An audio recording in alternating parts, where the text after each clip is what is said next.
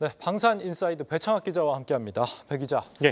오늘 이 시장 부진, 방산주들도 뭐 피해갈 수는 없었지만 업황 자체는 그 어느 때보다 지금 좋은 상황 아니에요? 네, 맞습니다.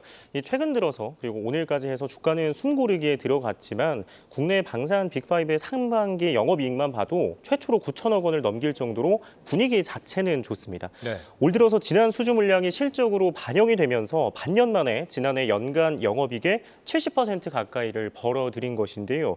유럽과 중동발 전쟁으로 지정학적 긴장이 고조되고 또 미국의 대선 여파로 국내 방산 기업들은 올해 연간 영업이익을 2조 원을 넘겨설 것이라는 기대감까지 커지고 있습니다. 실제로 지난해 전 세계 국가들의 국방비는 도합 3천조 원에 달했는데 그러면서 무기 시장의 규모와 또 거래 횟수 역시 늘어나고 있습니다. 올해 역시 국방비가 큰 폭으로 늘어나면서 증액 기조가 이어지고 있고요.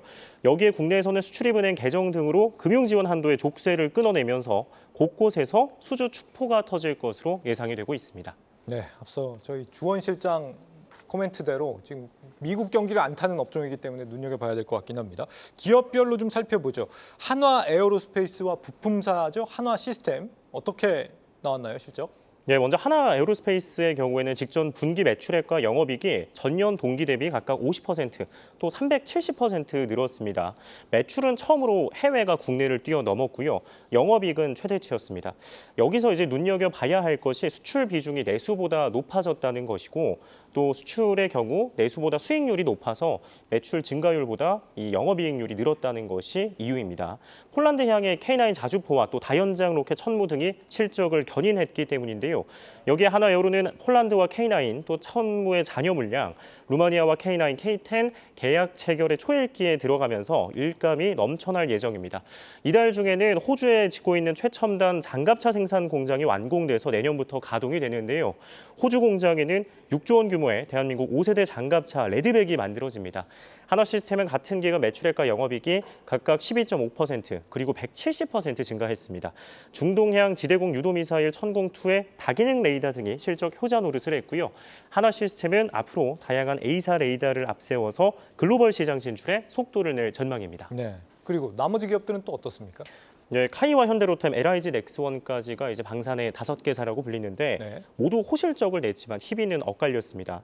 직전 분기 실적이 시장의 전망치를 상회했는지 혹은 하회했는지에 따라서 어떤 기업은 이제 웃음을 짓고 또 어떤 기업은 울상을 지었습니다.